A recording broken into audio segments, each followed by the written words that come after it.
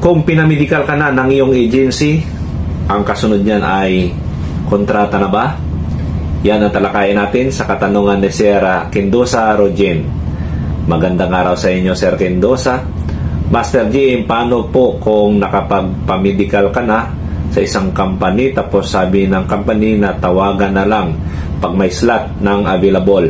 Malaki na ang chance mo na makasampa ka na nun, di ba, Master GM? Kahit maghintay ka na lang sa tawag nila. Ayun. So, hindi malinaw dito, sir, no, yung katanungan mo tungkol sa medical. Kasi bakit pinamedical ka na agad? Hindi ko alam kung, pero bakit pinamedical ka na agad no, nag-apply ka pa lang, no? Ano ka ba, cadet or skilled seaman? Dahil kung kadete ka, tapos nag-apply ka dyan sa company na in-applyan mo, tapos pinamedical ka na, tapos ang sabi mo pa sa akin doon sa reply mo sa comments ay, nung tinanong kita kung sino nagbayad, ang sabi mo ay ikaw. So, ina-assume ko na yung medical mo ay just for utility yan. Tinanggap ka nila para mag-medical dahil ikaw nagbayad sa medical. Kasi yung PMI natin, yung pre-employment natin, yung pasampa ka na sa barko, bago kayo sumampa ng barko, may medical, ay ang magbibayad niyan ay yung principal. However, ito yung utility dahil bago kayo tatanggapin as utility, yung cadet, dyan sa opisina, magmi-medical din kayo. And then, normally, ang nagbabayad dyan ay yung mga kadete natin, no? Kasi hindi sagot ng principal yan. However, meron din mga company na ang mga money agency mismo nagbabayad doon sa kadete nila sa mga medical, no? So, in-assume ko na ang inyong medical na yan ay para sa utility. Dahil ang sinasabi mo nga, hihintayin lang na may available na slot.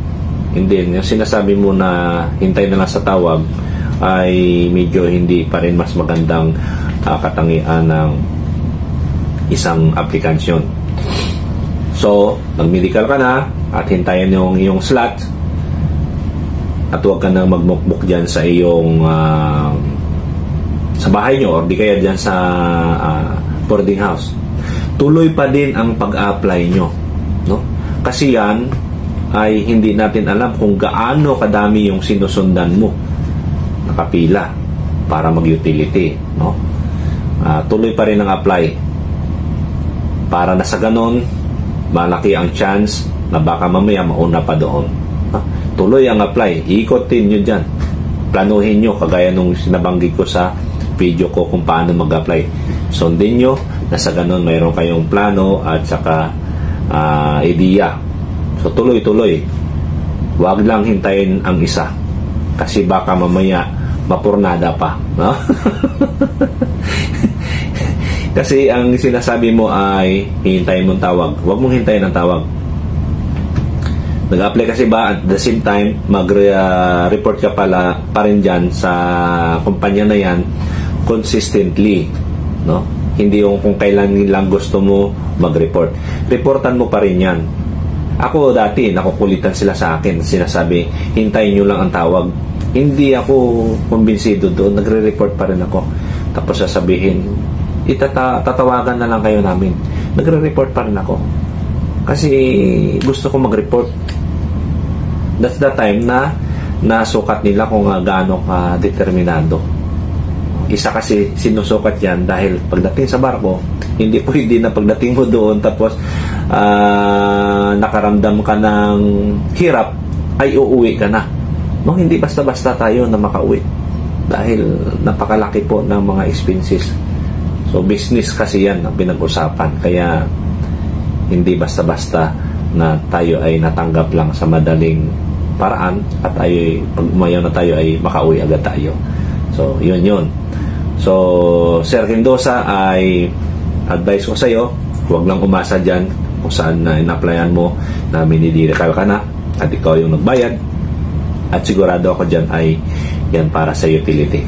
So hindi natin alam kung gaano katagal. However, hindi ko alam, baka mga yun ay natanggap na kayo, so mas better.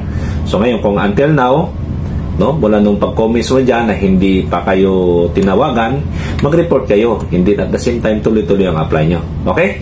So, wag mag-stick sa isang kumpanya lang. Ganun din sa ating mga kadete na nag-apply ngayon dyan sa Maynila.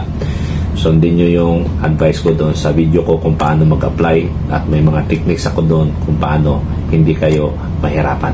Okay? Tuloy lang ang apply at makasakay din kayo. Thank you!